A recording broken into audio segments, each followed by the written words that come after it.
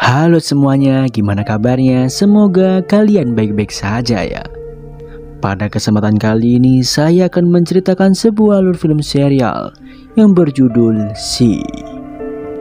Film ini menceritakan tentang kondisi dunia setelah virus mematikan di abad ke-21 yang mengambil indera penglihatan seluruh manusia di bumi, di mana akibat dari hal itu populasi manusia di bumi hanya tersisa kurang dari 2 juta umat saja. Mereka yang bertahan hidup menyesuaikan diri tanpa menggunakan penglihatannya, dan setelah berabad-abad kemudian penglihatan dianggap sebagai mitos. Bahkan membicarakannya pun dianggap sebagai kesesatan. Karena saking tidak adanya orang yang dapat melihat selama berabad-abad setelah kehancuran tersebut. Baik, mari masuk aja ke dalam pembahasannya. Film diawali dengan seorang wanita bernama Magra yang sedang melahirkan di dalam sebuah gua kecil. Ia dibantu oleh seorang wanita bernama Paris untuk melancarkan persalinannya. Di sisi lain, kepala suku Alkeni sekaligus suami dari Magra yang bernama Babavos bersama para pasukannya sedang mempersiapkan diri untuk menghadapi sebuah pertempuran besar. Mereka mengendap-endap menuju tembok pertahanan untuk menunggu kedatangan musuh. Beberapa orang di barisan depan memiliki kemampuan unik dari masing-masing indera mereka, seperti dapat mencium bau atau mendengar dari kejauhan, sampai dengan merasakan niat baik maupun buruk seseorang dari kejauhan.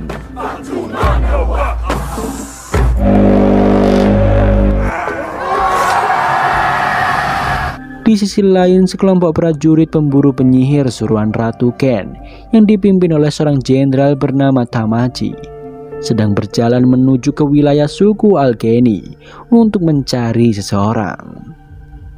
Salah satu prajuritnya berhasil menawan seorang pria dari suku Alkeni yang bernama Getterbugs. Ia merupakan seorang pengkhianat yang telah memberitahu Ratu Ken mengenai keberadaan seorang yang dianggap sebagai orang sesat atau penyihir. Karena mengaku memiliki kemampuan melihat di wilayahnya, Getterbugs juga memberitahu informasi tentang Magra yang sedang hamil dan mencuri kalung darinya untuk diberikan kepada Jenderal Tamachi. Pada kalung tersebut tertulis nama dari seseorang yang menjadi tujuan utama para pemburu penyihir untuk mereka bawa kepada Ratu Ken. Nama orang itu adalah Cerlamerel. Cerlamerel adalah ayah biologis dari bayi dalam kandungan Magra yang dianggap sebagai penyihir atau orang sesat karena mengaku memiliki kemampuan untuk melihat. Flashback kehidupan Magra zaman dulu. Waktu itu Magra sedang tersesat di badai salju. Untungnya beberapa orang dari suku Alkeni menemukan Magra sebelum dirinya membeku. Mereka pun merawat Magra yang saat itu sedang hamil 3 bulan. Dan Babavos sebagai pemimpin suku memutuskan untuk merawat dan menikahi Magra. Karena kebetulan Babavos belum memiliki anak dan istri pada saat itu. Kembali ke saat sekarang. Setelah mendengar informasi dari Getterbugs, Tamachi mengirim sebagian prajuritnya untuk menghancurkan tembok pertahanan dari suku Alkeni.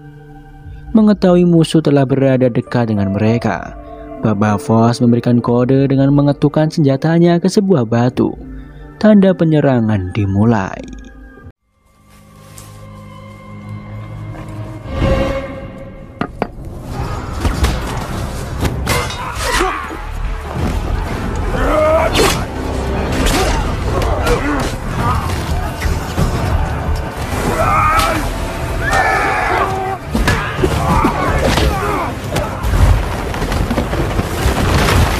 Pertempuran berlangsung cukup lama. Akhirnya Babavos terpaksa memotong tali penahan batu-batu besar yang menjadi tembok utama pertahanan mereka untuk memusnahkan seluruh musuh itu. Setelah semua musuh berhasil dimusnahkan, Babavos kembali memerintahkan beberapa pasukannya untuk menerawang musuh dari kejauhan. Terlihat beberapa pasukan pengendara kuda dengan penuh kebencian sedang menuju ke desa Alkeni untuk mencari seseorang yang dianggap penyihir. Di sisi lain, Magra berhasil melahirkan 2 bayi kembar berjenis kelamin laki-laki dan perempuan. Sebagai adat dari suku Alkeni, Paris memerintahkan Magra untuk menyebutkan nama ayah asli kedua bayi tersebut untuk mereka dengar agar petaka tidak datang kepada mereka berdua. Namun bukan Babavos yang Magra sebutkan, melainkan Jerlamarel, nama asli ayah si bayi. Sementara Babavos dengan para pasukannya telah kembali dan memerintahkan kepada semua penduduk desa Alkeni untuk membuat jebakan manusia, karena tembok pertahanan satu-satunya yang mereka gunakan untuk berlindung telah hancur. Dan mereka hanya memiliki waktu sampai hujan reda, atau para pemburu penyihir tersebut akan menyerang dan menghancurkan desa mereka. Setelah itu Babavos menemui Magra untuk melihat kedua bayinya. Ia sangat bahagia mengetahui kedua bayi tersebut lahir dengan kondisi sehat dan sempurna. Namun tak lama kemudian para penduduk desa telah menunggu di luar untuk berbicara kepada Babavos. Salah seorang wanita penerawang mengatakan bahwa mereka telah mengetahui tujuan utama dari para pemburu penyihir tersebut datang ke desa Alkeni. Mereka mengincar keturunan dari Jerlamarel atau kedua bayi kembar yang baru dilahirkan, karena dianggap sebagai keturunan dari penyihir atau orang sesat. Maka dari itu mereka menyarankan Babavos untuk membunuh Magra termasuk kedua bayinya, agar para pemburu penyihir itu tidak melukai orang ataupun menghancurkan desa Alkeni. Mendengar hal itu, tentu saja Babavos tidak akan menerima jika istri dan anaknya dibunuh begitu saja. Ia berniat untuk melindungi mereka dengan melawan para penduduk desanya sendiri. Namun beberapa orang dengan kemampuan unik yang masih setia kepada Babavos memilih berada di pihaknya untuk melawan para penduduk. Ketika perselisihan sudah semakin memuncak, muncul Paris keluar dari gua. Ia berniat untuk memisahkan mereka. Paris mengatakan bahwa menyerahkan kedua bayi tersebut tidak akan menyelesaikan masalah. Paris menyarankan kepada para penduduk desa untuk pergi ke sebuah jembatan agar bisa pergi dari gunung tersebut. Namun beberapa orang dari mereka tidak mempercayai adanya sebuah jembatan di wilayahnya, karena dari beberapa generasi yang mereka ketahui, belum pernah ada yang mengatakan bahwa ada jembatan di wilayah tersebut. Namun salah seorang penerawang dengan inderanya yang kuat mengatakan bahwa Paris bisa mengetahui hal itu karena dirinya adalah seorang penyihir juga. Ketika hujan reda, mereka semua pun pergi menuju jembatan yang telah dibicarakan sebelumnya. Dipimpin oleh Paris, di setiap jalan menuju jembatan terdapat sebuah petunjuk bagi mereka yang tidak bisa melihat untuk sampai ke sana. Dan setelah beberapa saat berjalan, akhirnya mereka pun sampai di jembatan tersebut. Paris terlebih dahulu menyeberangi jembatan disusul oleh Magra bersama kedua bayinya. Dan setelah para penduduk Alkeni berhasil menyeberang, baru Babavos menyeberangi jembatan itu. Di sisi lain, Jenderal Tamaji bersama para pasukannya telah sampai di desa Alkeni. Namun mereka hanya merasakan kekosongan desa itu karena semua penduduk telah pergi, dan saat ini sedang menyeberangi jembatan untuk melarikan diri ke suatu tempat. Sontak Tamaji langsung memerintahkan pasukan penerawang dan mengeluarkan anjing-anjing pelacak untuk mengejar penduduk desa sebelum mereka sampai ke tempat tujuan. Hingga akhirnya mereka pun sampai di jembatan. Namun karena ketidakmampuan mereka untuk melihat, mereka hanya bisa merasakan dan mendengar. Terdengar suara bayi yang sedang menangis. Tamaji dan para pasukannya terlambat menyadari bahwa sebenarnya ada sebuah jembatan di hadapannya. Ia pun memerintahkan Getterbugs untuk mengorbankan dirinya menyeberangi jembatan itu. Dan ketika Babavos hendak memotong tali jembatan, Getterbugs berteriak untuk meminta tolong kepadanya. Babavos tanpa ragu langsung menolongnya dan memotong jembatan tersebut agar para pasukan pemburu penyihir tidak dapat menyeberang. Tamaji lalu mengirim pesan lewat seekor burung untuk disampaikan kepada Ratu Ken. Scene beralih di sebuah bendungan bernama Kazuna. Burung kiriman Tamaji mendarat dan memberikan pesannya kepada seorang penjaga agar disampaikan kepada Ratu Ken. Di dalam sebuah kastil terlihat Ratu Ken sedang berdoa. Setelah ritual doanya selesai, salah seorang penjaga memberikan pesan dari Tamaji. Dan ternyata pesan tersebut adalah kalung milik Magra yang sebelumnya diberikan oleh Jitterbugs kepada Tamaji. Setelah membaca isi kalung tersebut, malam harinya Ratu Ken mengumpulkan beberapa orang penting. Di sana ia mengatakan bahwa seseorang yang telah membunuh saudaranya dan mengajarkan kesesatan penglihatan, yaitu Jerlamerl, bukan hanya masih hidup, namun kini memiliki keturunan 2 bayi kembar. Maka dari itu dirinya memerintahkan kepada para pasukan pemburu penyihir untuk tidak hanya mencari Jerlamerl saja, namun sekaligus bersama kedua anaknya untuk dibawa ke hadapan Ratu Ken. Di sisi lain, Baba Voss dan para penduduk desa sedang beristirahat di suatu tempat. Paris mengatakan bahwa seseorang yang membangun jembatan dan menunjukkan arah menuju tempat tersebut adalah Jerlamerl. Kemudian Magra memberitahu kepada para penduduk mengenai identitas Jerlamerl yang sebenarnya, bahwa dirinya adalah orang sesat yang mengaku memiliki kemampuan ajaib yang pernah dimiliki oleh manusia berabad-abad yang lalu, yaitu sebuah penglihatan.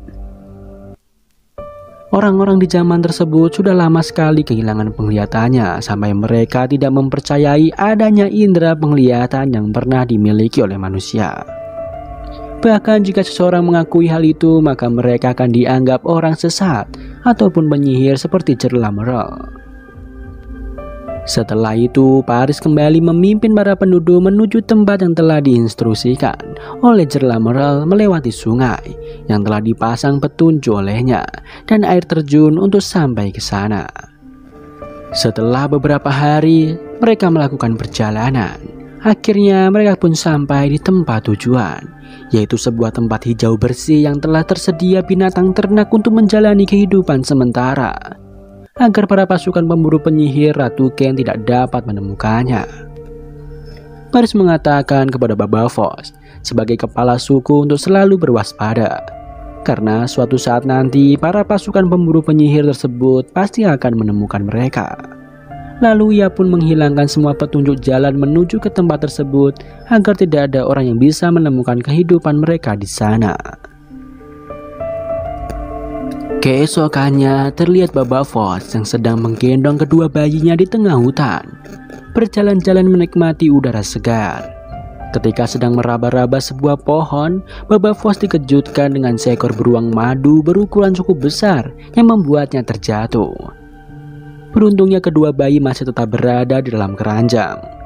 Ketika beruang tersebut mendekati si bayi, Baba Voss langsung melemparkan kayu kepada si beruang untuk memancingnya. Dengan memanfaatkan pendengarannya yang kuat, Baba Voss langsung menyerang si beruang menggunakan pisaunya. Namun tak lama kemudian sebuah anak panah meluncur dan tertancap tepat di leher beruang tersebut. Setelah itu datanglah seorang pria dewasa menyapa Baba Voss yang tidak lain adalah sosok dari Jerlamerl.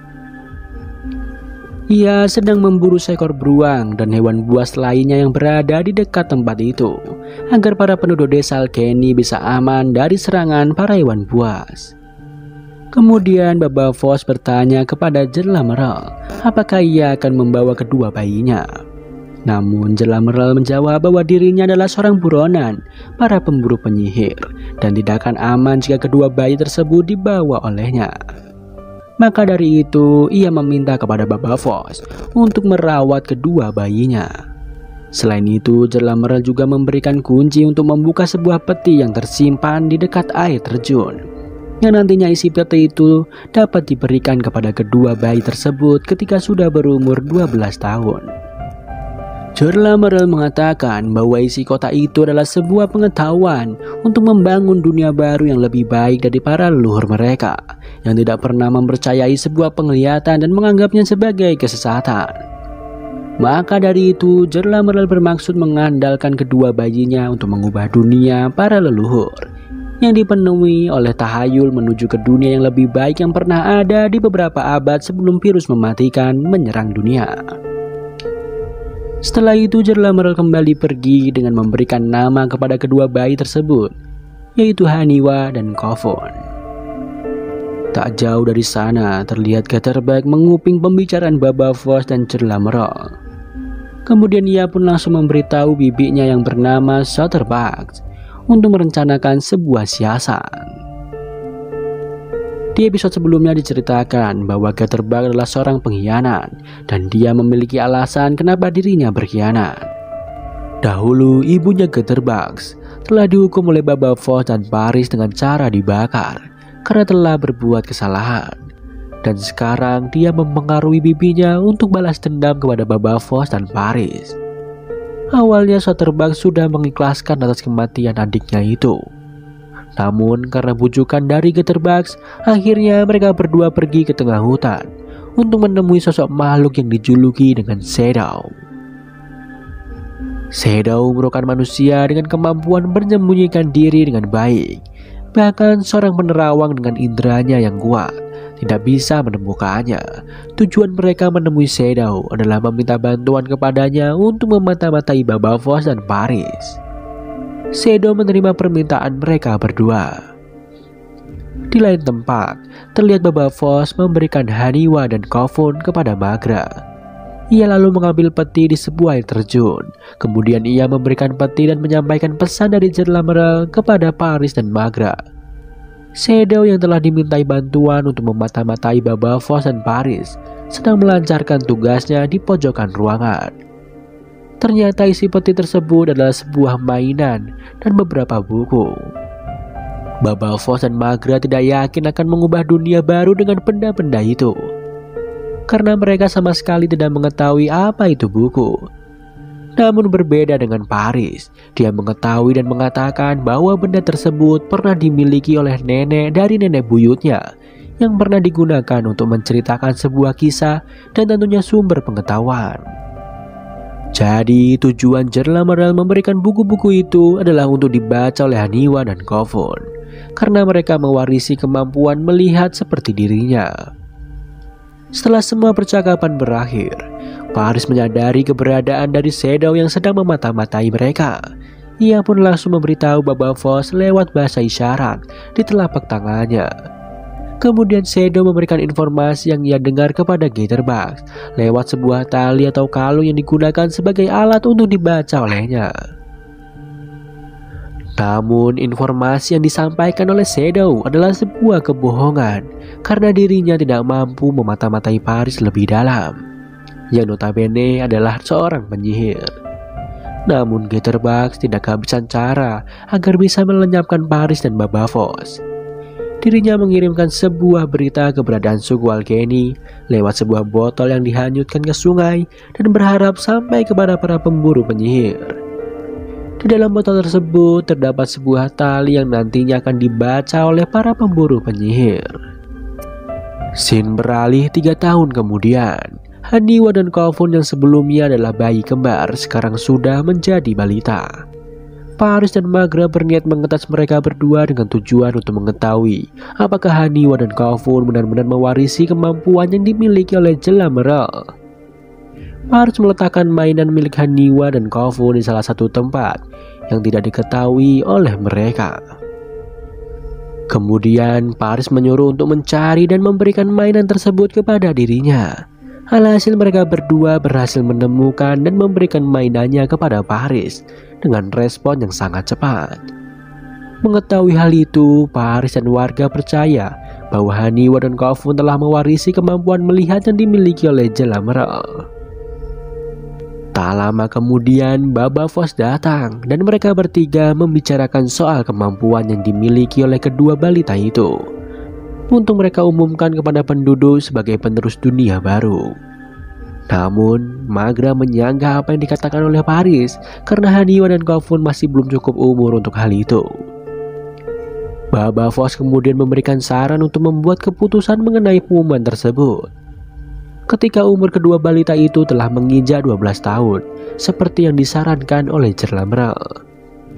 Sambil menunggu hari itu datang, Magra memutuskan untuk menyembunyikan kemampuan kedua balita itu sampai waktunya tiba. Sementara itu, di posisi Jenderal Tamaji dan para pasukannya tidak pantang menyerah untuk mencari Jerlamerel dan kedua anaknya ke segala wilayah. Mereka juga menyuruh seseorang yang ditugaskan untuk mencari Jerlamerel dan kedua anaknya. Dan tragisnya, jika mereka tidak menemukan Jerlamerel, maka mereka akan dibunuh oleh Tamaji sendiri. Scene beralih 9 tahun kemudian.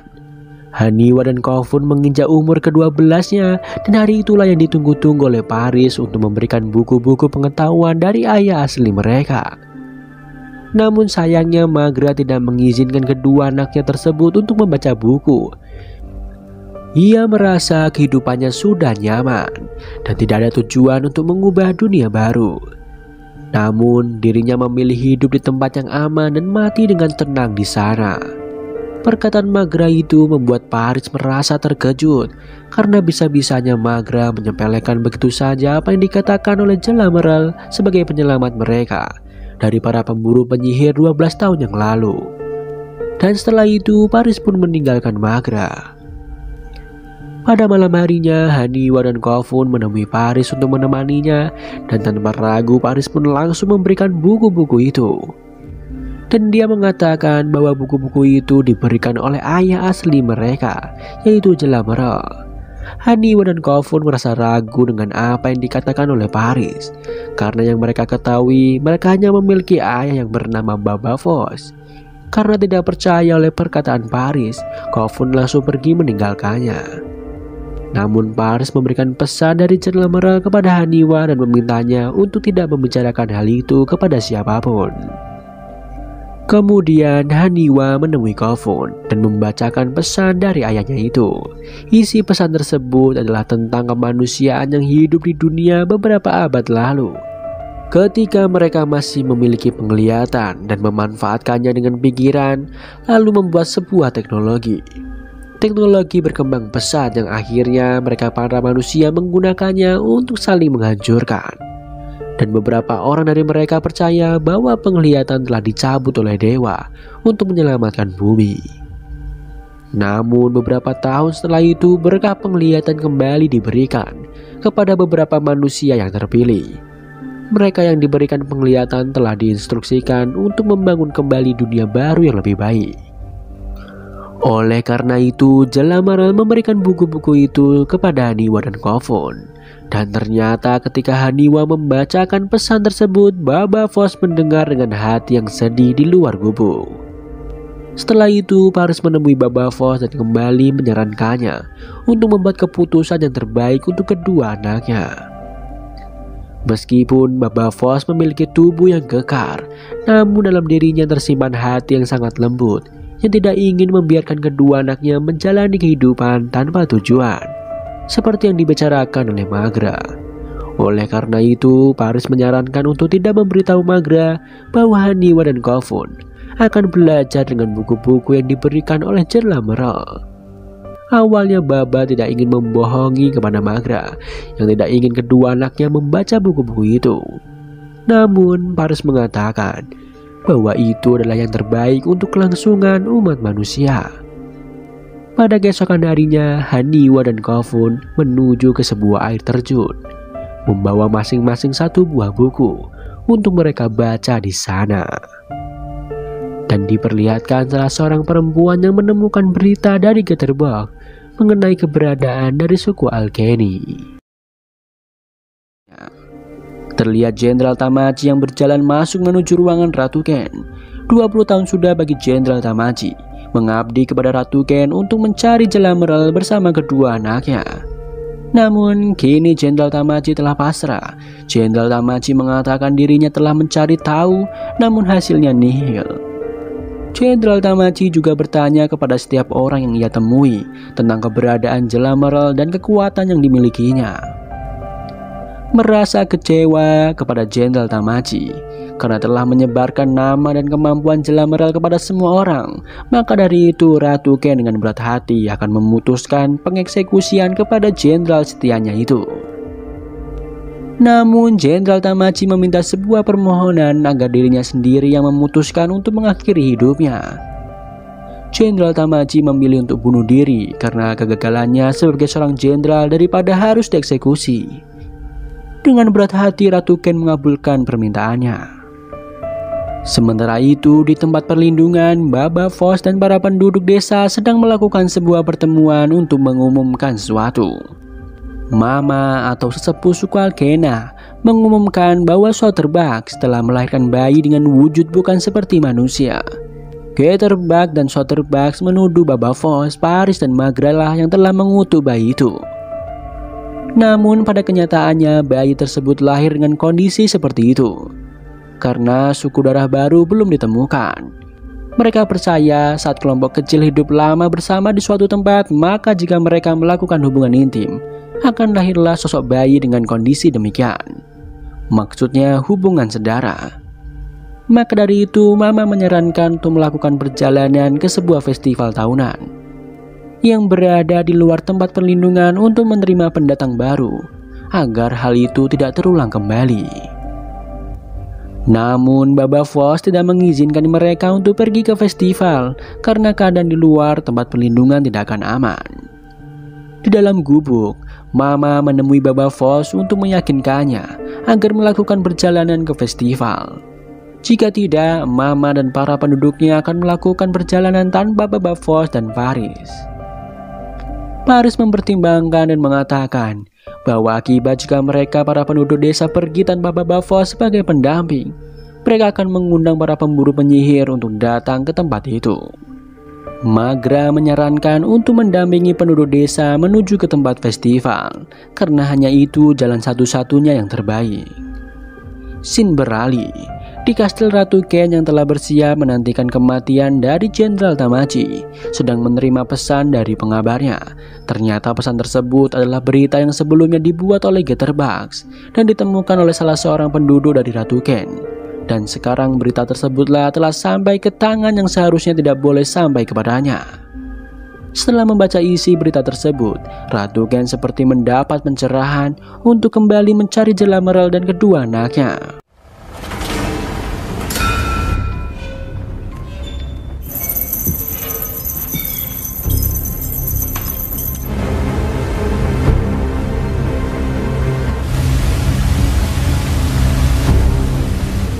Lantas ia pun langsung pergi menghampiri Jenderal Tamaji yang telah siap menjatuhkan dirinya dari atas kastil dan mengajaknya kembali melakukan tugas untuk memburu Jela Merel dan kedua anaknya. Di saat yang sama, Baba Voss, Magra dan kedua anaknya sedang mempersiapkan peralatan untuk perjalanan menuju ke tempat festival. Magra meminta kepada Haniwa dan Kofun untuk tidak ikut dengan mereka karena keadaan di luar tempat perlindungan tidak akan aman untuk mereka berdua. Namun Haniwa dan Kofun meminta untuk ikut pergi ke festival. Sampai-sampai Haniwa mengatakan hal yang tidak seharusnya dikatakan olehnya, karena Haniwa ini memiliki penglihatan yang normal. Ia dengan seenaknya mengatakan bahwa dirinya tidak menginginkan seorang pria buta. Mendengar apa yang dikatakan oleh Haniwa, Magra sebagai seorang ibu tentunya tidak akan membiarkan mulut anaknya tersebut dikotori dengan kata-kata yang tidak pantas. Dan Baba Voss pun memperingatkannya agar tidak terlalu angku dengan anugerah yang dimilikinya dan tetap menjaga isi buku yang telah dipelajari olehnya dengan baik. Tak lama kemudian, para penduduk Alkeni pun melakukan perjalanan ke festival dengan didampingi oleh Baba Voss. Warm up.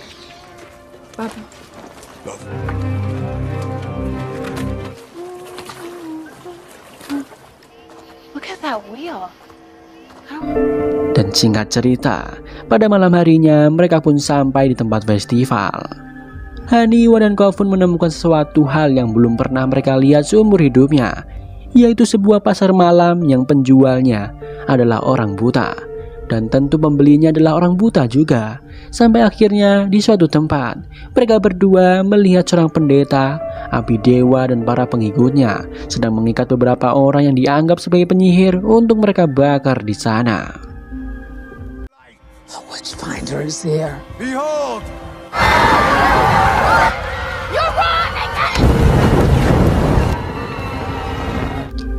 Haniwa yang melihat hal itu merasa gregetan dengan si pendeta dan para pengikutnya yang dengan seenaknya menghakimi orang-orang tidak berdosa hanya dengan prediksi mereka.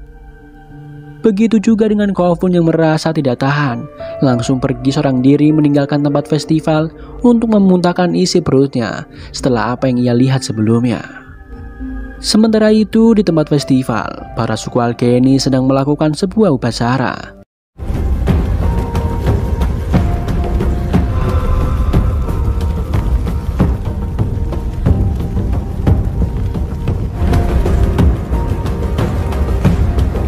Tak jauh dari sana, Kofun masih menyendiri di tempat sepi tersebut sampai akhirnya Kofun diculik oleh sekelompok orang asing yang sedang berkeliaran di sana. Di pagi harinya, Haniwa terbangun karena mendengar teriakan seorang wanita yang sedang kehilangan anaknya yang bernama Betin.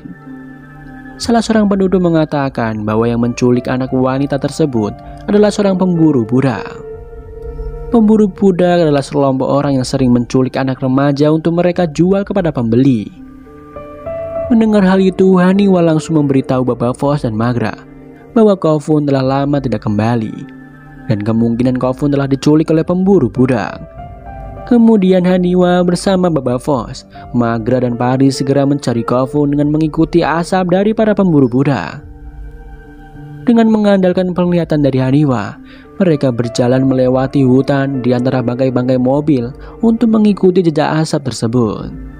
Sampai akhirnya Haniwa menemukan sebuah tulisan yang ditulis oleh Kofun sebagai pesan untuk dibaca oleh Haniwa. Lalu Haniwa pun memberitahu Magra mengenai pesan tersebut.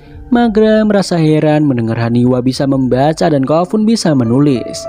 Ia lalu menanyakan hal itu kepadanya. Karena sudah terdesak dan tidak ada alasan lagi, Haniwa menjawab dengan jujur bahwa dirinya bersama Kofun telah membuka isi kotak dan membaca buku-buku yang diberikan oleh Jela Merle tanpa sepengetahuan dari Magra. Mereka berdua belajar membaca dan menulis bahkan tentang sejarah dan cara berburu dari buku-buku yang telah diberikan oleh ayah aslinya tersebut. Baba Voss dan Paris yang telah menyembunyikan rahasia tersebut selama 5 tahun, mereka hanya terdiam pasrah jika Magra akan marah. Namun karena tidak ada waktu untuk membicarakan hal itu, akhirnya Magra menyimpan kemarahannya dan meneruskan perjalanannya menuju ke tempat pemburu budak. Di sebuah bangunan tanpa atap, di sanalah Kofun dikumpulkan bersama anak remaja lainnya. Para pemburu budak memeriksa satu persatu kondisi mereka sebelum dijual.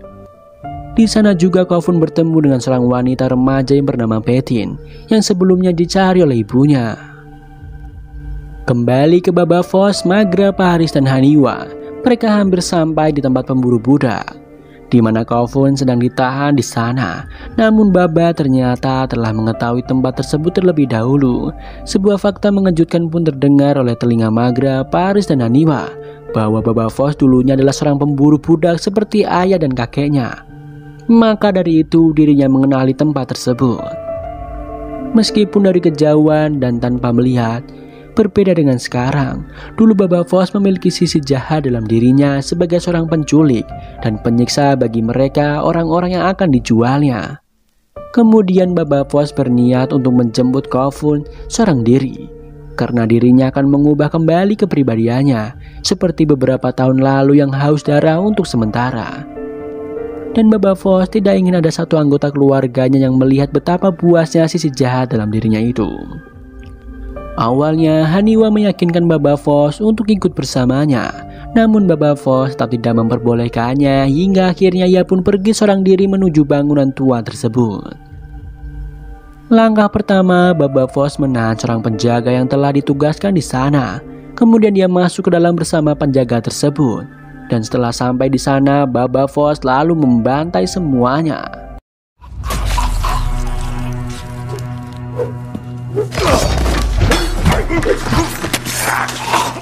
Close your eyes.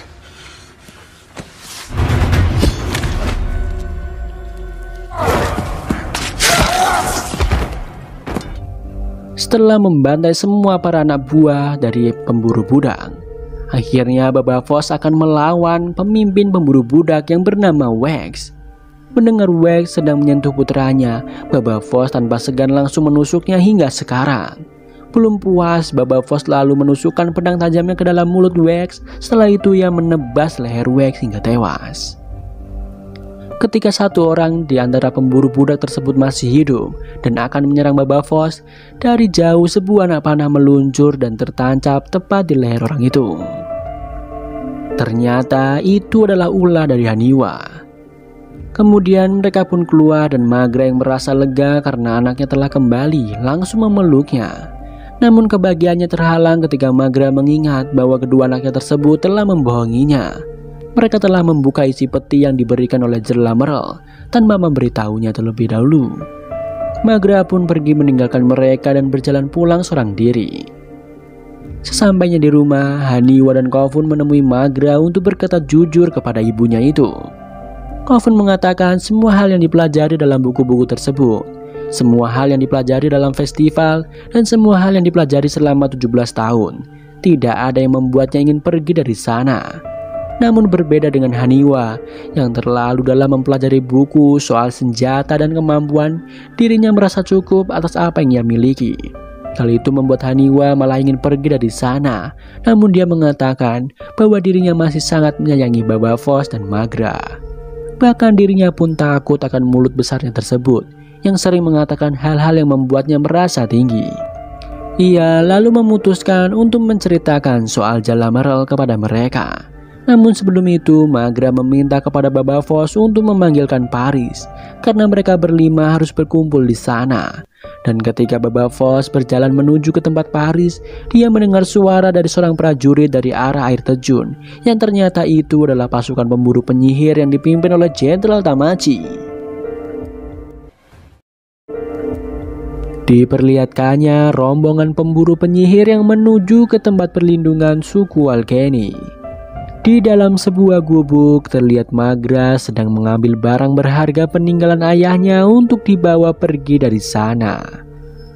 Di luar, Geterbag sedang memprovokasi para penduduk suku Alkeni agar menangkap Paris dan Magra untuk dijadikan tawaran kepada para pasukan pemburu penyihir.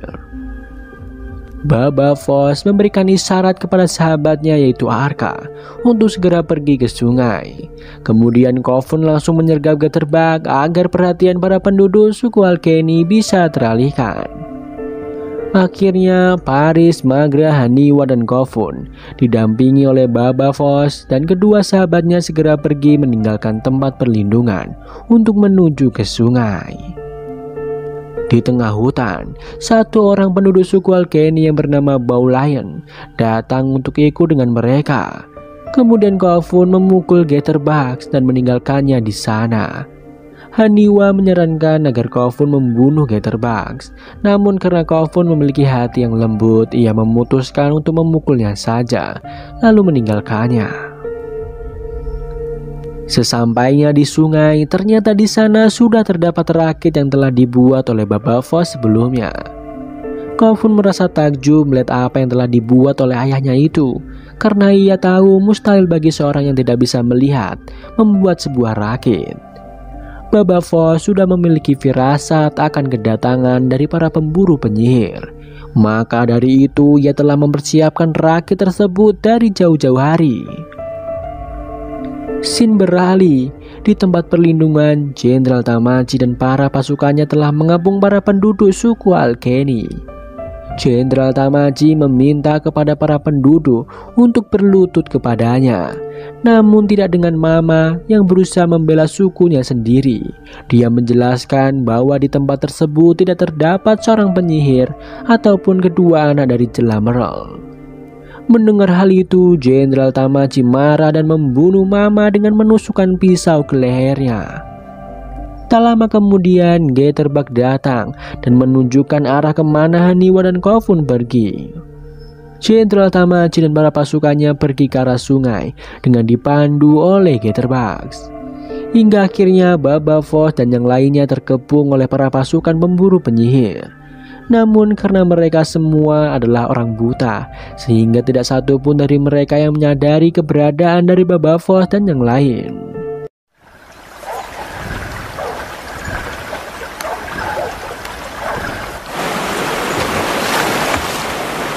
Kemudian Baba Voss dengan pedang tajam miliknya turun ke dalam sungai untuk menghabisi satu persatu para pasukan yang menghalangi jalan tersebut.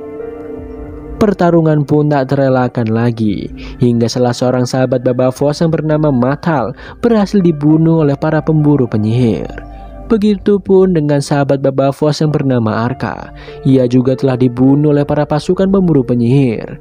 Haniwa yang tidak sempat menembakkan anak panahnya untuk menolong Arka, memindahkan targetnya kepada Geterbag untuk ia bunuh. Sebenarnya Haniwa akan menembakkan anak panahnya kepada Jenderal Tamaji. Namun karena meleset, akhirnya anak panah itu tertancap di tubuh Geterbak. Baba Voss dan yang lain segera kabur dari tempat itu. Karena Baba Voss dan yang lain berhasil kabur, akhirnya Geterbak dibunuh oleh Jenderal Tamaji. Tidak hanya itu saja, Tamaji juga akan membunuh semua suku Alkeni. Scene beralih kepada Ratu Ken yang sedang mengadakan sebuah pertemuan dengan anggota parlemennya. Di sana Ratu Ken kembali mengumumkan pesan dari Jenderal Tamaji tentang kegagalannya untuk menangkap Haniwa dan Kofun. Salah seorang anggota parlemen yang bernama Lady Han menyarankan untuk menghentikan pencarian karena para pasukan memiliki keluarga di rumahnya yang harus mereka temui. Bahkan para warga Ratu Ken menganggap bahwa mereka telah dipimpin oleh seorang penguasa yang sedang patah hati. Mereka kesal tentang ambisi Ratu Ken yang ingin menangkap Jela Merel atau orang yang ternyata selama ini ia cintai. Sampai-sampai dirinya lupa akan kewajiban yang harus dia jalani terhadap rakyatnya. Oleh karena itu, para anggota parlemennya merasa sangat kecewa dengan Ratu Ken yang sekarang.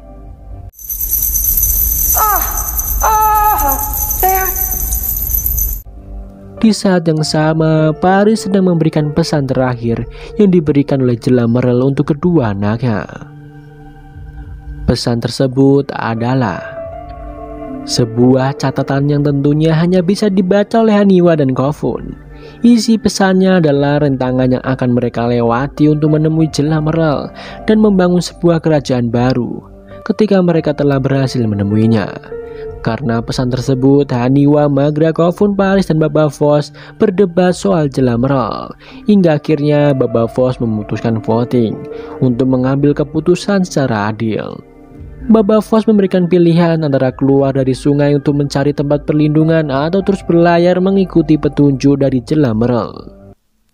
Akhirnya hasil voting didapat. Magra dan Baba Voss memilih untuk keluar dari sungai dan mencari tempat perlindungan, sedangkan Haniwa, Kofun, dan Paris memilih untuk mengikuti jejak dari Jela Merel. Namun masih ada satu suara yang belum dikeluarkan, yaitu suara dari Baulian, atau salah satu penduduk suku Alkeni yang berhasil menyelamatkan diri. Awalnya Haniwa sangat tidak ingin menerima suara darinya, karena sebelumnya Baulian adalah salah satu teman dari Geterbak. Namun Bau mengatakan bahwa dirinya justru memilih untuk mengikuti jejak dari Jela Merel. Scene beralih di dalam kastil. Lady Anne dan Lodun serta anggota parlemen lainnya sedang merencanakan pembunuhan terhadap Ratu Ken. Hal itu dikarenakan kinerjanya sebagai seorang pemimpin telah gagal karena terlalu berambisi untuk menangkap Jela Merel, dan jika tidak dihentikan maka kehidupan rakyat akan semakin memburuk. Sayangnya percakapan mereka didengar oleh pelayan setia Ratu Ken yang memiliki kemampuan shadow. Kemudian shadow itu pun langsung memberitahu Ratu Ken mengenai percakapan para anggota parlemennya. Saat Ratu Ken hendak menghibur diri dengan mengadakan acara di salah satu ruang tamunya, Lady Anne dan Lodun telah menyiapkan seekor laba-laba untuk menjebak Ratu Ken. Namun sayangnya usaha itu gagal karena Ratu Ken telah mengetahui siasat tersebut. Ratu Ken dan pelayannya itu langsung membunuh Lodun dan Lady Anne saat itu juga.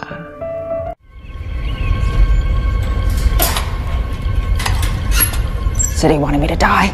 Well, I decided I won't die for this city. Sementara itu, Baba Voss dan yang lain sedang beristirahat di suatu tempat di mana mereka juga akan bermalam di sana.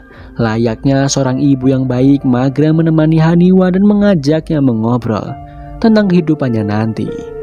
Setelah mengobrol dengan Haniwa, Magra mengeluarkan sebuah kantong merah kecil yang belum kita ketahui isinya apa. Namun kelihatannya itu sangat berharga baginya.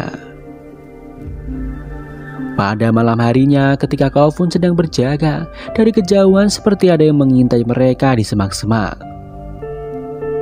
Pagi pun tiba, Baba Voss merasa gelisah karena pedang miliknya telah hilang. Dan anehnya bukan hanya pedang milik Baba Voss saja yang hilang, busur milik Haniwa serta kantung merah kecil milik Magra pun ikut hilang secara bersamaan.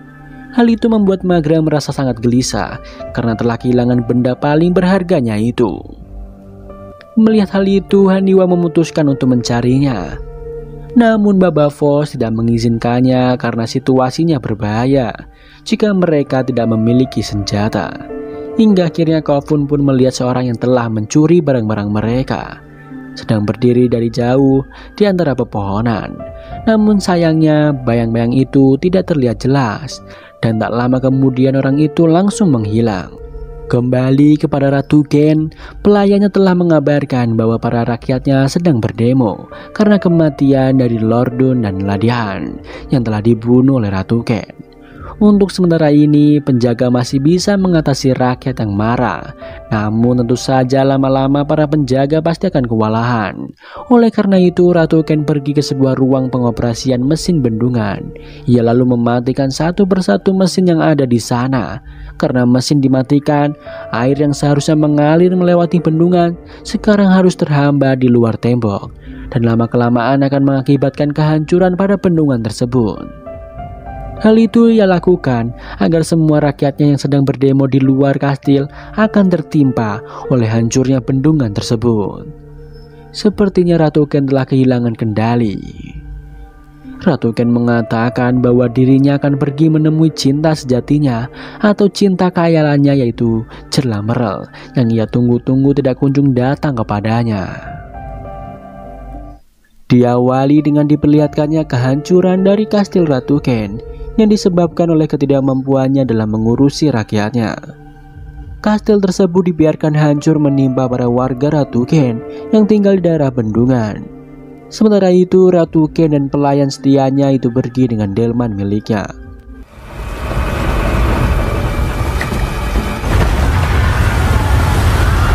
Everything is ahead of us. Everything. Di saat yang sama, Paris menanyakan soal kantung kecil milik Maghra. Sebenarnya ada rahasia apa yang disimpan oleh Maghra, sehingga dia tega menempatkan suami dan kedua anaknya di posisi yang berbahaya untuk mencarikan benda itu. Paris teringat tentang apa yang dikatakan oleh Cerlah Merle saat pertama kali menemukan Maghra di sebuah badai salju. Ada satu hal yang masih belum dimengerti maksud dari kalimatnya itu, yaitu berhati-hatilah dengan Maghra dan bayi dalam kandungannya. Namun Maghra meyakinkan Paris untuk tidak berburuk sangka kepadanya, karena tidak mungkin ia akan mencelakai suami dan kedua anaknya sendiri. Mereka adalah orang yang paling ia sayangi. Namun Maghra tetap tidak akan memberitahu Paris soal isi dalam kantung kecil miliknya tersebut. Di sisi lain, Baba Voss, Haniwa dan Kofun sedang mencari jejak dari si pencuri yang telah mengambil kantung kecil milik Maghra. Sampai akhirnya mereka pun tiba di sebuah markas yang dibangun dari tumpukan sampah. Baba Voss dan Kofun merasa bahwa tempat tersebut adalah markas dari si pencuri yang telah mengambil barang-barang mereka. Haniwa langsung memberanikan diri untuk masuk ke dalam markas dengan tujuan untuk memeriksanya. Awalnya Baba Voss dan Kofun melarang Haniwa untuk masuk ke dalam karena hal itu sangat beresiko baginya. Namun Haniwa tetap bersikeras untuk mencoba masuk ke dalam markas tersebut. Akhirnya Haniwa pun masuk ke markas itu, sementara Baba Voss dan Kofun mengawasi dari luar. Di dalam markas, Haniwa berjalan melewati lorong-lorong yang ada di sana, sampai akhirnya ia menemukan salah satu tempat yang menjadi penyimpanan barang-barang curian dari si pencuri. Di sana Haniwa menemukan kantung kecil milik Maghra. Ia lalu mengambilnya secara perlahan. Haniwa berhasil mendapatkannya, namun ternyata aksinya itu dilihat oleh si pencuri yang saat itu berada di atas markas. Tiba-tiba terdengar suara teriakan Haniwa. Baba Voss dan Kofun merasa panik. Mereka lalu bergegas untuk menemuinya. Saat sampai di dalam markas, mereka menemukan Haniwa telah tidak sadarkan diri. Tak lama kemudian si pencuri datang dan langsung menyerang Baba Voss dan Kofun. Awalnya mereka berdua kewalahan melawan si pencuri tersebut, namun pada akhirnya Baba Voss berhasil membuatnya tidak dapat bergerak. Dan pada saat itu Haniwa melihat simbol di tubuh si pencuri yang mirip dengan gambar pada kertas yang dikirimkan oleh Cerlah Merle. Dan kagetnya lagi, ternyata si pencuri itu memiliki mata yang dapat melihat seperti Haniwa dan Kofun. Haniwa kemudian meminta kepada Baba Voss untuk membawanya ikut serta bersama mereka.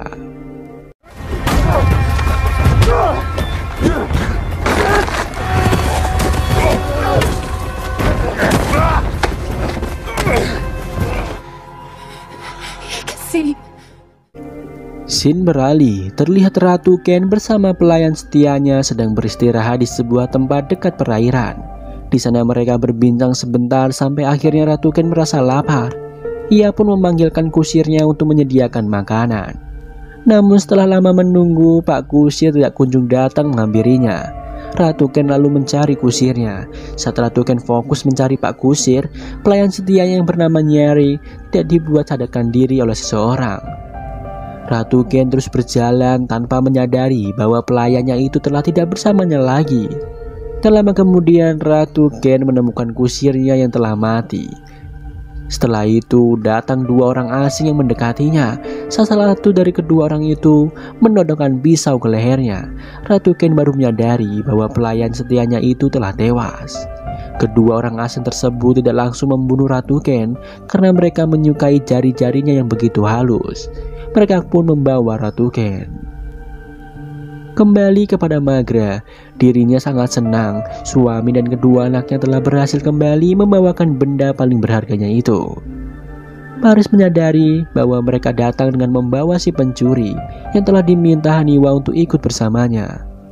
Haniwa lalu menceritakan asal-usul dari si pencuri yang bernama Boots. Puluhan tahun lalu setelah Jerlameral meninggalkan Magra yang sedang mengandung Haniwa dan Kofun untuk melanjutkan perjalanannya ke majelis pencerahan. Namun sebelum Jerlameral pergi ke sana, ia mendekati seorang wanita dari suku Opayol. Setelah tinggal 1 tahun bersamanya, Jerlameral memiliki anak dari wanita tersebut yang tidak lain adalah Boots si pencuri. Setelah Boots lahir ke dunia, Jerlameral lalu melanjutkan perjalanannya untuk pergi ke majelis pencerahan. Sedangkan bayi Boots ditinggal bersama kelompok Opayol di tempat itu. Namun mereka malah memperlakukan Boots seperti budak dengan menyuruhnya bekerja sebagai pencuri untuk mereka. Dan ketika suku Opayol mendengar informasi bahwa para pemburu penyihir sedang beroperasi di daerahnya, Boots mereka tinggalkan sendirian. Sedangkan orang-orang suku Opayol pergi mencari tempat untuk menyelamatkan diri. Jadi sebenarnya Kofun, Haniwa, dan Boots masih saudara. Awalnya Paris maupun Baba Voss tidak setuju jika Boots ikut bergabung bersama mereka, mengingat bahwa mereka harus waspada terhadap orang asing yang baru dikenali. Namun Haniwa tetap keras kepala, ingin menjadikan Boots bagian dari mereka. Akhirnya Baba Voss menuruti kemauan Haniwa. Boots sendiri berusaha membuktikan bahwa dirinya setia kepada mereka dengan cara mencium tangan Baba Voss sebagai tanda pengabdian kepadanya. Pada suatu waktu, Magra akhirnya memberitahu soal isi kalung kecil miliknya kepada Baba Voss. Namun dia hanya memperdengarkan suaranya saja dan tidak memberitahu dengan pasti benda apa yang ada dalam kantong tersebut. Kembali kepada Ratu Ken, setelah ia diculik oleh dua orang asing, dirinya dibawa ke hadapan seorang pria tua yang memperkerjakan semua orang yang berhasil diculiknya. Orang-orang itu dipaksa untuk membuat kain dari ulat sutra untuk dijual kepada para bangsawan.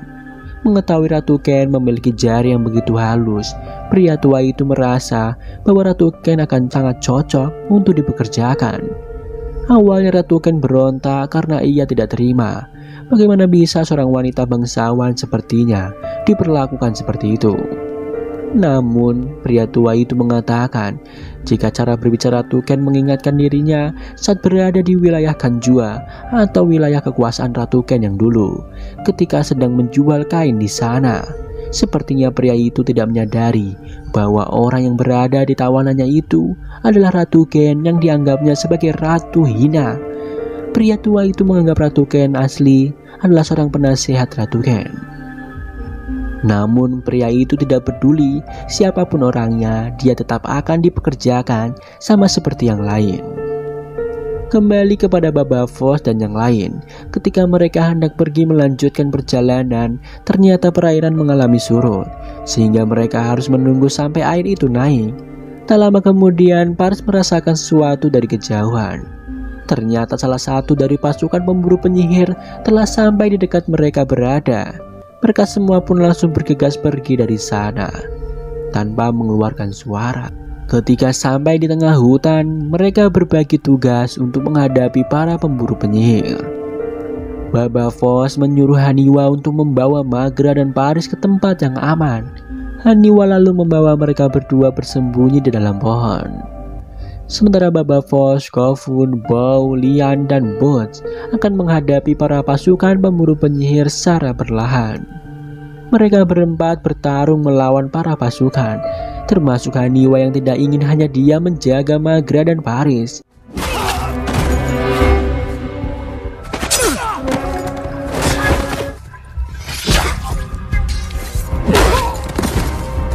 Hingga akhirnya di dalam pohon, Paris menyadari bahwa Magra telah menghilang. Paris pun langsung memanggil Baba Voss. Mendengar panggilan Paris, Baba Voss lalu menghampirinya. Paris memberitahu bahwa Magra telah menghilang. Namun sebelum Magra pergi, dia sempat mengatakan agar Paris berhati-hati. Dan ternyata Magra menemui Jenderal Tamaji seorang diri dengan berjalan secara perlahan. Hingga pada suatu tempat, Magra merasa bahwa dirinya saat ini sedang berhadapan dengan Jenderal Tamaji. Sedangkan Jenderal Tamaji sendiri tidak mengetahui siapa wanita yang sedang menantangnya itu. Ia kesal karena wanita itu berani melawannya. Ketika Jenderal Tamaji hendak membunuh Magra, Magra langsung membunyikan cincin pemberian ayahnya yang selama ini menjadi rahasia kantung merah kecil miliknya. Setelah cincin tersebut dibunyikan, Jenderal Tamaji langsung mengenali Magra yang tidak lain adalah putri dari rajanya. Ternyata Magra adalah seorang putri dari keluarga Ken dan masih bersaudara dengan Ratu Ken. Selama ini mereka mengira bahwa Magra sudah mati karena dibunuh oleh Jenderal Merle. Padahal yang sebenarnya terjadi, Magra masih hidup dan tinggal bersama dengan suku Alkeni. Menyadari hal itu, Jenderal Tamaji dan para pasukannya langsung berlutut kepada Magra. Terlihat Baba Voss dan kawan-kawan sedang mendengarkan informasi dari Boots bahwa Magra telah meninggal. Boots melihat ketika Magra datang menemui para pasukan pemburu penyihir sendirian, di mana ia melihat bagaimana Jenderal Tamaji menebas kepala Magra hingga tewas. Namun ketika tahu bahwa Magra masih hidup dan apa yang telah dikatakan oleh Boots adalah sebuah kebohongan, beberapa orang dari mereka tidak percaya terhadap apa yang dikatakan oleh Boots. Namun saat ini mereka harus bersiap menghadapi para pasukan pemburu penyihir yang akan datang. Boots mengajak Baba Voss dan yang lain untuk bersembunyi dari pemburu penyihir dalam gua kecil. Mereka pun masuk ke dalam sana. Sampainya di ujung gua, Boots langsung mengurung mereka semua dalam gua itu. Boots mengatakan bahwa mempercayai mereka semuanya membuat bingung. Akan lebih baik jika ia hanya percaya kepada salah satu di antara mereka saja. Baba Voss dan yang lain masih belum tahu apa maksud perkataan Boots. Setelah itu Boots pergi meninggalkan mereka semua di sana. Kofun menyalahkan Haniwa atas semua yang terjadi karena akibat dari kelas kepalanya membuat Boots ikut bergabung. Akhirnya mereka semua terjebak dalam gua tersebut. Tak lama kemudian kurungan itu pun secara perlahan turun ke bawah. Karena keadaan di dalam gua semakin gelap, Haniwa membakar kertas surat dari Jenderal Merle untuk membuat penerangan. Setelah itu mereka pun sampai di dasar gua. Scene beralih kepada Ratu Ken yang sedang dipekerjakan di pabrik pembuatan kain. Ratu Ken nampak tidak serius dengan pekerjaannya. Ia malah mengajak berbicara seorang wanita yang bernama Cora. Tak lama kemudian datanglah seorang wanita penjaga yang siap menghabisi siapapun yang tidak bekerja dengan baik. Karena ucapan dari Ratu Ken yang masih arogan, akhirnya Ratu Ken mendapat beberapa pukulan keras yang membuatnya tidak sadarkan diri. Kembali kepada Magra, saat itu Magra sedang berada di dalam tenda para pemburu penyihir. Tak lama kemudian Jenderal Tamaji datang dan menanyakan kepada Magra bagaimana dirinya bisa hidup kembali setelah dinyatakan meninggal oleh Ratu Ken. Namun Magra tidak menjawab hal itu karena ia ingin pasukan Jenderal Tamaji membawa Baba Voss dan yang lain ke hadapannya terlebih dahulu dengan selamat. Akhirnya Jenderal Tamaji pun menyepakati hal tersebut. Magra lalu menceritakan asal mula kehidupannya. Pada saat itu seorang raja kastil Kanjua sebelum Ratu Ken, yaitu ayahnya sendiri, sedang sekara terbaring di atas ranjangnya. Kemudian Ratu Ken memanggil Magra yang berdiri belakangnya, lalu memeluknya dan mengatakan bahwa ia akan selalu melindungi Magra. Namun di saat ayah mereka hendak meninggal, beliau memanggil Magra dan mengatakan bahwa Magra harus segera berkuasa. Hal inilah yang membuat Ratu Ken benci kepada Magra. Awalnya Ratu Ken telah percaya diri bahwa tahta ayahnya akan diturunkan kepadanya, namun harapannya tak sesuai dengan kenyataan. Ayahnya menurunkan tahtanya kepada Magra dan bukan kepada dirinya. Ratu Ken yang sudah penuh dengan ambisi ingin menjadi penguasa, akhirnya mengambil tahta yang seharusnya diberikan kepada Magra sebagai penguasa Kanjua. Oleh karena itu, Magra meminta kepada semua orang untuk menurunkan Ratu Ken dari tahtanya. Namun pada saat itu dirinya gagal. Karena kegagalannya itu, Magra harus meninggalkan kastil dengan ditemani oleh Jen Lamerl. Padahal Jen Lamerl saat itu adalah calon suami dari Ratu Ken. Namun Jen Lamerl memilih jalan kebenaran untuk mengubah dunia, dan ia pun memutuskan untuk menjadi buronan dan pergi bersama Magra. Mendengar nama Jen Lamerl, Jenderal Tamaji menanyakan keberadaan Jen Lamerl saat ini. Namun Magra tidak mengetahui di mana keberadaannya. Kembali kepada Baba Voss yang tengah berada di dalam gua. Setelah turun ke dasar gua, mereka berjalan masuk dan bertemu dengan seorang wanita penghuni dasar gua tersebut. Wanita itu menanyakan untuk apa mereka berada di sini, sementara mereka tidak diundang. Paris pun menjawab bahwa mereka telah dijebak oleh seorang anak laki-laki yang mengkhianatinya. Tak lama kemudian, Baba Voss, Paris, Haniwa, Kofun, dan Baulian ditusuk oleh seseorang yang membuat mereka tidak sadarkan diri. Namun wanita penghuni gua itu mengatakan bahwa mereka akan baik-baik saja. Saat tersadar, mereka semua telah dikurung di salah satu tempat dengan pencahayaan dari serangga kecil yang dapat mengeluarkan cahaya dari ekornya. Scene beralih, Ratu Ken semakin dekat dengan Korra. Mereka berdua menceritakan tentang kehidupannya masing-masing sebelum akhirnya mereka dipekerjakan di sana. Ratu Ken menanyakan situasi tempat itu, berapa jumlah orang yang bekerja dan berkuasa, serta senjata apa yang mereka miliki. Sepertinya Ratu Ken mempunyai sebuah rencana. Ia ingin mengajak orang dan seluruh pekerja di sana untuk menghancurkan Pak Tua yang telah mempekerjakan mereka. Mendengar hal itu, Korra mempertanyakan tentang identitas Ratu Ken sebenarnya. Bagaimana bisa dia akan melakukan rencananya itu? Karena Ratu Ken telah percaya kepada Korra, akhirnya Ratu Ken pun membocorkan tentang identitasnya sebagai penguasa Kanjua, yaitu Ratu Ken. Mengetahui hal tersebut, keesokan harinya Korra menemui Pak Tua dan memberitahu tentang identitas Ratu Ken. Pak Tua itu lalu meminta agar Ratu Ken dibawa ke hadapannya. Ia tidak menyangka jika orang yang baru saja ia pekerjakan tersebut adalah Ratu Ken. Pak Tua berniat untuk membuat sebuah rencana kepada para pemburu penyihir untuk menembus Ratu Ken agar bisa kembali pulang dengan selamat. Namun untuk menyampaikan pesan kepada para pemburu penyihir, Pak Tua membutuhkan sebuah bukti bahwa Ratu Ken sekarang ada di tangannya. Sepengetahuannya, setiap keturunan raja ataupun ratu memiliki sebuah amulet yang ditanamkan tepat di atas jantungnya. Tanpa ragu, Pak Tua langsung mencongkel amulet tersebut dengan menggunakan pisaunya. Setelah mendapatkannya, ia pun pergi untuk menjalankan rencananya itu. Kembali kepada Baba Voss dan yang lain. Ketika wanita penghuni gua tersebut masuk ke dalam kurungan, Baba Voss langsung mencekiknya. Namun wanita itu meminta diberikan kesempatan untuk menjelaskan sesuatu terlebih dahulu. Baba Voss lalu melepaskan tangannya dari leher wanita itu. Wanita tersebut mengatakan bahwa dirinya bernama Delia. Ia lalu memberitahu soal gua di mana mereka berada saat ini. Menurutnya, gua tersebut adalah sebuah tempat paling damai dan tenang. Oleh karena itu, untuk melindungi tempat tersebut dari dunia luar, mereka para penghuni tidak mengizinkan siapapun yang telah masuk untuk keluar dari sana. Delia juga mempercayai bahwa mereka telah dijebak oleh seorang laki-laki karena dirinya juga mengalami hal tersebut, sehingga berada di gua itu. Ia juga menjelaskan bahwa Boots sebenarnya adalah anaknya hasil hubungannya dengan Jen Lamerl. Pada saat Boots lahir, suku Opayol menganggapnya sebagai kutukan karena Boots memiliki mata yang dapat melihat. Boots dikucilkan dan disiksa sepanjang hidup, sampai akhirnya ia tumbuh menjadi sosok yang begitu kejam dengan membunuh orang-orang semaunya.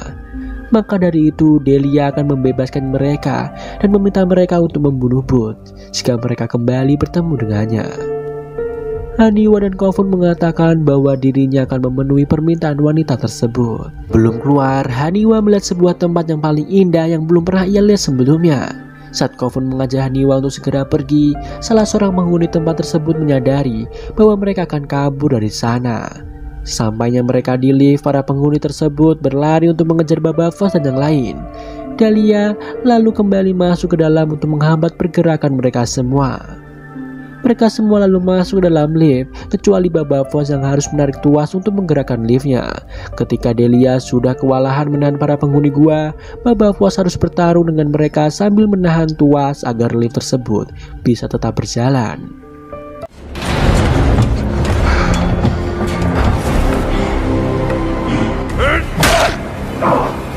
Saat Haniwa, Kofun, Paris, dan Baulian telah sampai di atas, Haniwa dan Kofun berusaha menarik tuas agar Baba Voss bisa naik ke atas. Namun sialnya lift tersebut malah macet dan tidak dapat diturunkan ke bawah. Malangnya lagi, lift tersebut jatuh ke bawah menimpa para penghuni gua yang sedang bertarung dengan Baba Voss. Untung Baba Voss berhasil menyelamatkan diri dengan tenaga yang masih tersisa. Baba Voss harus memanjat ke atas permukaan gua dengan penuh perjuangan. Hingga akhirnya Baba Voss berhasil sampai di atas. Setelah itu mereka pun keluar dari sana dan melanjutkan perjalanannya. Di sisi lain terlihat Jenderal Tamaji berhasil membawa Boots ke hadapan Maghra. Ia merasa senang dengan kedatangan Boots yang berhasil selamat. Kemudian ia menanyakan keberadaan Baba Voss, Paris, dan kedua anaknya. Boots membohongi Maghra dengan mengatakan bahwa Baba Voss dan kedua anaknya telah menghilang entah kemana. Boots juga meminta kepada Maghra agar menerimanya untuk menjadi pelayan setianya. Boots berjanji akan melakukan apapun untuk Maghra, termasuk menjaganya. Belum sempat Maghra memberikan tanggapan kepada Boots, Maghra bergegas keluar karena mendengar Jenderal Tamaji dan para pasukannya sedang berunding. Ia pun langsung menanyakan apa yang sedang terjadi. Jenderal Tamaji lalu menyerahkan pesan dari Pak Tua yang telah menahan Ratu Ken. Pesan tersebut berisikan tentang permintaan tebusan yang harus mereka bayar untuk membebaskan Ratu Ken. Awalnya Maghra tidak mempercayai hal itu, namun Jenderal Tamaji memberikan bukti sebuah amulet yang berhasil dicongkel oleh Pak Tua. Boots menyela, ia mengatakan bahwa dirinya mengetahui orang yang telah mengirimkan pesan kepada Jenderal Tamaji. Saat ini orang tersebut masih berada di sekitar tenda mereka. Mereka berdua adalah orang suruhan Pak Tua yang memiliki kemampuan shadow. Shadow tidak dapat terdeteksi oleh siapapun, bahkan oleh seorang penerawang. Namun berbeda dengan seorang yang bisa melihat seperti Boots, ia dengan mudah melihat gerak-gerik mereka berdua yang sedang berkeliaran di antara para pasukan. Boots kembali memberikan tawaran pengabdian kepada Maghra sebagai penjaga atau pelayannya untuk membantu menemukan kakak dan keluarganya.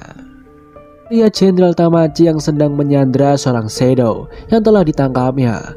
Ia memaksa shadow tersebut untuk memberitahu di mana keberadaan Ratu Ken dengan penuh ancaman.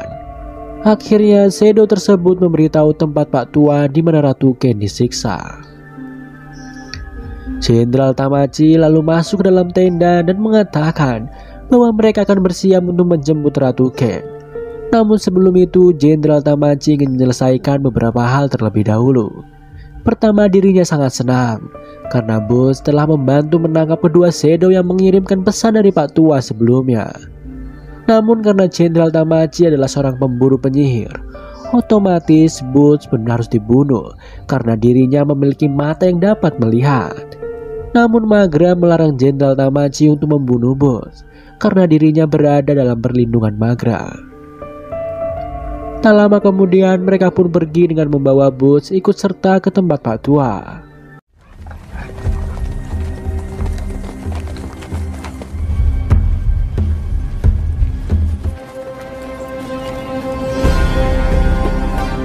Di saat yang sama, Ratu Ken sedang disiksa oleh penjaga Pak Tua karena beberapa kali mencoba untuk melarikan diri.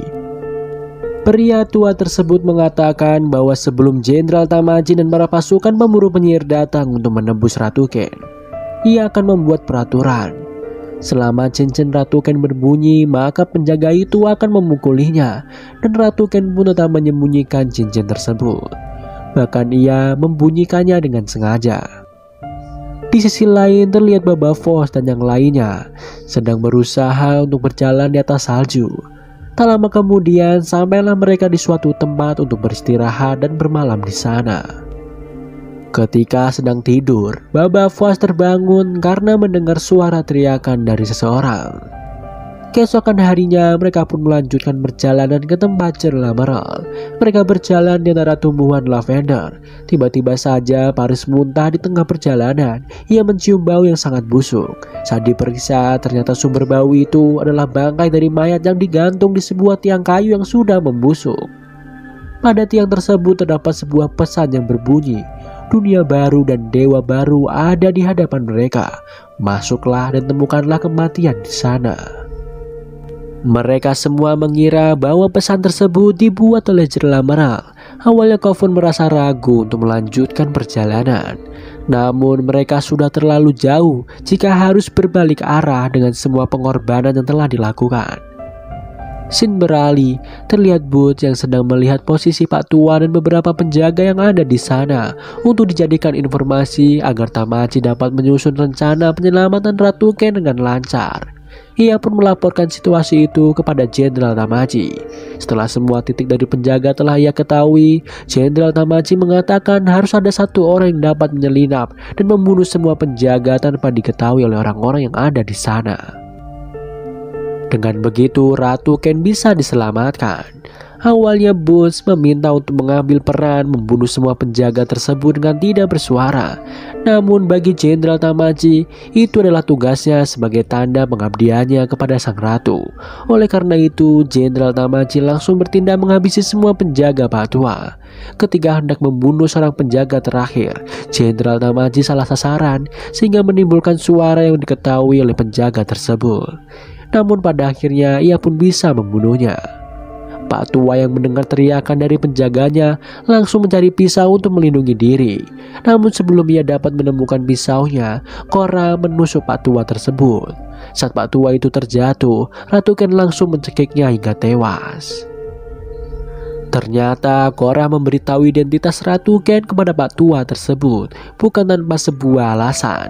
Ratu Ken telah merencanakan hal tersebut dengan Korra agar Tamaji dan para pasukannya bisa sampai ke tempat itu untuk menyelamatkannya. Kemudian Jenderal Tamaji pun mempertemukan Ratu Ken dengan Magra. Ratu Ken hampir tidak percaya bisa bertemu dengan Magra. Ia meminta kepada Magra untuk tidak pergi meninggalkannya sebelum ia mendengarkan cerita dari Magra. Terlebih dahulu Ratu Ken menceritakan kenapa dirinya bisa meninggalkan kastil Kanjua dan diculik oleh Pak Tua, hingga akhirnya disiksa menjadi seperti itu. Ratu Ken dengan jujur mengatakan bahwa ketika para anggota parlemen akan berkhianat dengan membunuhnya, ia bersama Nairi pelayan setianya terlebih dahulu membunuh mereka semua. Ia juga mematikan mesin bendungan yang mengakibatkan Kanjua hancur. Ia merasa telah gagal sebagai pemimpin rakyatnya.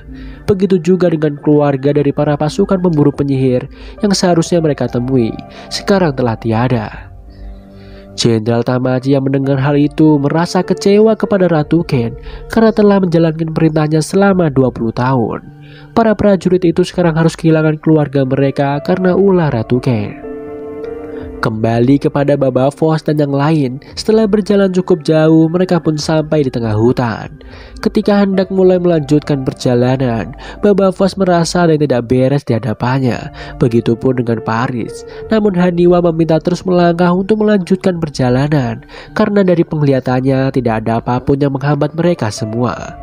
Untuk meyakinkan apa yang dirasakan oleh Baba Voss, ia pun melemparkan sebuah batu ke depan, dan batu itu pun langsung ditembaki oleh beberapa anak panah dari atas jalan.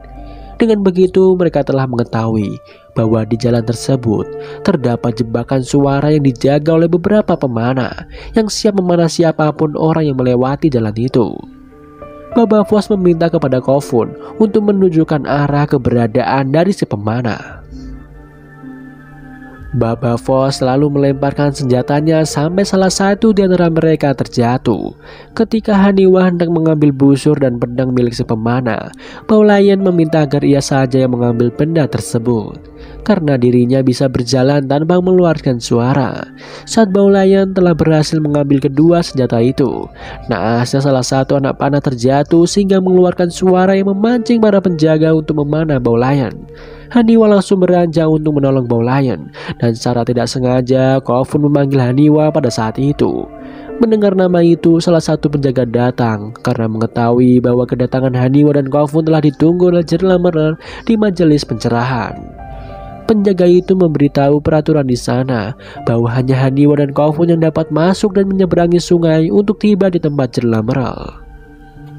Bahkan Baulayan yang sedang terluka pun tidak mereka perbolehkan. Melihat hal itu, Kofun merasa tidak yakin untuk menemui Jenderal Merle. Justru sebaliknya, ia ingin segera pergi dari sana. Berbeda dengan Haniwa yang tetap ingin melanjutkan perjalanan untuk menemui Jenderal Merle di tempat tersebut. Hingga akhirnya Baba Voss memutuskan untuk mereka berdua melanjutkan perjalanan. Ia mengatakan bahwa mereka sudah terlalu jauh untuk berbalik arah. Mereka telah kehilangan Maghra dan banyak hal lain yang sudah dikorbankan untuk mencapai tujuan itu. Dan saat ini tujuan tersebut sudah ada di depan mata. Maka dari itu Baba meminta kepada Haniwa dan Kofun untuk segera pergi menemui Jenderal Merle. Sebelum mereka pergi, Paris memberikan sebuah pesan bahwa anugerah penglihatan bisa membutakan hati mereka berdua. Begitupun dengan Jenderal Merle dan orang-orang yang bisa melihat lainnya. Oleh karena itu, Paris meminta agar mereka tidak menganggap Jenderal Merle ataupun mereka berdua sebagai orang yang paling sempurna dan berkuasa. Mereka pun berpamitan dan bersiap untuk menyeberangi jembatan. Sedangkan Baba Voss, Paris, dan Baulayan tidak langsung pergi ke sana. Mereka akan mengawasi Haniwa dan Kofun dari tempat itu karena Baba Voss berpikir bahwa anak-anak adalah rumah untuk dirinya pulang. Dan saat ini kedua anaknya telah pergi. Itu artinya sekarang Baba Voss tidak memiliki rumah untuk pulang. Baba Voss memutuskan untuk tinggal di sekitar sana terlebih dahulu agar bisa memastikan bahwa kedua anaknya berada dalam situasi yang aman. Di saat yang sama, Haniwa dan Kofun sedang berjalan menyeberangi sebuah jembatan untuk menemui Jenderal Merle. Tiba-tiba lampu di depan mereka menyala. Lalu datanglah Jenderal Merle atau ayah asli mereka berdua. Jenderal Merle memperlihatkan raut wajah senang atas kedatangan Haniwa dan Kofun. Sementara Kofun masih merasa kebingungan di sana. Jenderal Merle lalu mengajak mereka berdua masuk ke dalam tempat yang disebut sebagai majelis pencerahan. Jadi tempat tersebut dulunya adalah sebuah penjara tua yang gelap. Tidak ada cahaya lampu sama sekali. Namun setelah Jenderal Merle menemukan tempat itu, tak lama setelah itu ia mulai membangun kembali generator untuk membangkitkan listrik, sehingga lampu dapat menyala dengan terang. Kemudian Jenderal Merle mengajak Haniwa dan Kofun masuk ke dalam dan ditemukanlah mereka berdua dengan saudara-saudara yang lain. Mereka semua adalah anak dari Jenderal Merle yang ditinggalkan oleh ibunya. Ibu mereka semua adalah orang buta yang telah berhubungan dengan Jenderal Merle hingga menghasilkan keturunan yang dapat melihat. Namun Jenderal Merle tidak memikirkan ibu mereka dan hanya peduli dengan keturunannya saja. Hal itu dikarenakan Jenderal Merle hanya ingin membangun dunia baru untuk para keturunannya yang memiliki mata yang dapat melihat. Sedangkan orang-orang buta tidak diperbolehkan berada di tempat itu, kecuali orang terpilih yang ditugaskan sebagai penjaga. Jenderal Merle lalu mengantarkan Haniwa dan Kofun ke kamar mereka masing-masing yang telah disiapkan olehnya. Ia pun memberitahu soal kamar mandi dengan air hangat ataupun dingin, beserta perlengkapan mandi yang ada di sana. Karena mereka berdua telah biasa tidur secara bersamaan, Haniwa dan Kofun merasa tidak nyaman ketika dipisahkan tempat tidurnya. Kofun merasa sangat merindukan Baba Voss dan keluarganya di hutan, begitupun dengan Haniwa. Scene beralih pada Ratu Ken yang sedang diobati oleh seorang tabib. Korra dibawa oleh Jenderal Tamachi ke dalam sebuah tenda dan memerintahkan Boots untuk menjaganya agar tidak melarikan diri. Kemudian Jenderal Tamachi berjalan menemui Maghra dan mengatakan tentang kekecewaannya terhadap Ratu Ken. Jika para pasukan mengetahui soal cerita Ratu Ken yang telah menghancurkan kastil Kanjua dan melenyapkan semua keluarga mereka. Kemungkinan para pasukan akan memberontak dan tidak akan mematuhi mereka lagi. Maka dari itu, satu-satunya cara agar cerita tersebut tidak bocor dan didengar oleh para pasukan, Ratu Ken harus turun tahta dan menunjuk Maghra untuk menjadi pemimpin yang baru. Atau jika tidak, Ratu Ken terpaksa harus dibunuh. Awalnya Maghra tidak yakin bahwa Ratu Ken akan menunjukkannya sebagai pemimpin yang baru, karena ia tahu bahwa Ratu Ken adalah orang yang sangat egois. Oleh sebab itu, Jenderal Tamaji menyarankan agar Maghra sendiri yang berbicara dan membujuk Ratu Ken untuk menurunkan tahtanya. Tak jauh dari sana, di dalam sebuah tenda, Korra sedang menghasut pikiran Boots yang datang ke tempat tersebut. Ia mengatakan bahwa penjaga seorang ratu akan lebih menyenangkan daripada hanya menjaga seorang putri. Boots yang haus akan kedudukan pun mulai terpengaruh dengan apa yang dikatakan oleh Korra. Di saat yang sama, Maghra menemui Ratu Ken untuk membujuknya menurunkan tahta dan menjadikan dirinya sebagai pemimpin baru. Namun ternyata Ratu Ken masih sangat keras kepala dan tidak ingin menurunkan tahtanya kepada Maghra. Maghra pun pergi meninggalkannya. Kembali kepada Haniwa dan Kofun. Di sana Jerla Merle kembali mengajak mereka berkeliling untuk melihat tempat belajar dan sebuah perpustakaan yang telah tersusun rapi dengan buku-buku dan berbagai macam ilmu pengetahuan. Jerla Merle mengatakan bahwa dirinya telah mengumpulkan buku-buku itu selama 10 tahun lamanya dan telah pergi ke berbagai wilayah untuk menemukan orang yang bisa melihat. Namun selama itu dirinya tidak menemukannya. Oleh sebab itu ia memilih menyebar benih ke berbagai suku untuk membuat keturunan yang dapat melihat. Dan hasilnya kini telah nyata. Haniwa, Kofun, Boots dan mereka semua yang ada di sana. Kofun memberitahu Jerla Merle bahwa Maghra ibunya telah meninggal. Namun Jerla Merle tidak menunjukkan rasa sedih ataupun peduli akan hal itu. Ia hanya mengatakan bahwa itu memang sudah seharusnya terjadi. Jerla Merle menganggap bahwa dirinya terlahir ke dunia untuk menjadi jembatan antara dunia gelap menuju ke pencerahan. Makanya ia tidak mempedulikan orang buta dan hanya fokus kepada keturunannya saja. Sementara itu, Baba Voss dan Paris tengah berada di tempat suku Palea. Tujuan mereka datang ke sana untuk mengobati Baulian yang tertembak anak panah oleh penjaga Jerla Merle. Awalnya warga Palea tidak mengizinkan mereka bertiga untuk tinggal, karena mereka khawatir akan memancing para pemburu penyihir datang ke sana. Namun kepala suku Palea memberikan sebuah kebijakan bahwa hanya Baulayan yang dapat diberikan perawatan di tempat itu. Sedangkan Baba Voss dan Paris harus pergi sejauh mungkin dari kediaman suku Palea demi keselamatan Baulayan. Akhirnya mereka berdua berpamitan dan berpisah di tempat itu. Setelah itu Baba Voss dan Paris mencari tempat untuk mereka tinggali. Di sisi lain, Jerla Merle sedang didatangi oleh seorang kolonel dari Teripantian. Kolonel itu menanyakan soal tawanan yang sudah ia tunggu dan diserahkan kepada sang jenderal.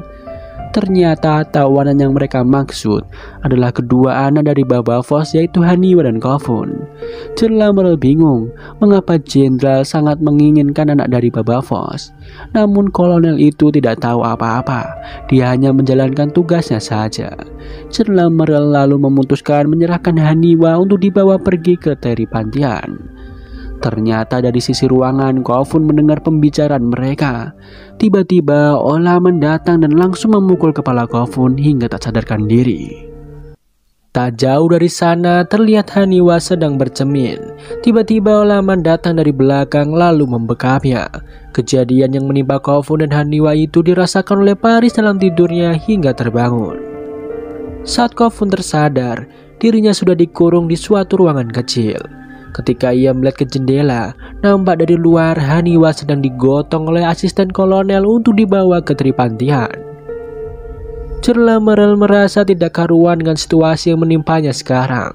Di satu sisi ia harus mengorbankan Haniwa karena kesepakatannya dengan Jenderal Teripantian, dan di sisi lain ia juga telah mengecewakan Kofun akan hal itu. Padahal mereka berdua telah dinanti-nantikan kedatangannya oleh Jerla Merle sejak jauh-jauh hari. Scene beralih. Setelah Maghra gagal menurunkan Ratu Ken dari tahtanya, ia dan Jenderal Tamaji memilih jalan terakhir untuk menyelamatkan mental para pasukan. Mereka akan membunuh Ratu Ken secepatnya. Mereka berdua lalu masuk ke dalam bangunan untuk menemui Ratu Ken. Namun di luar dugaan, saat itu Ratu Ken justru memberikan sebuah pesan pelepasan tahtanya kepada mereka berdua. Jenderal Tamaji langsung membaca pesan itu. Saat Jenderal Tamaji sedang fokus membaca pesan itu, Boots tiba-tiba menusuknya dari belakang. Karena Jenderal Tamaji tidak ingin mati di tangan Boots, ia lalu menggenggam tangan Ratu Ken dan mendorongkan pisau yang tertancap di tubuhnya agar kematiannya lebih bermartabat, yaitu mati di tangan sang ratu. Namun Ratu Ken justru memanipulasi kematian Jenderal Tamaji. Ia mengatakan pada Magra bahwa Jenderal Tamaji telah bunuh diri.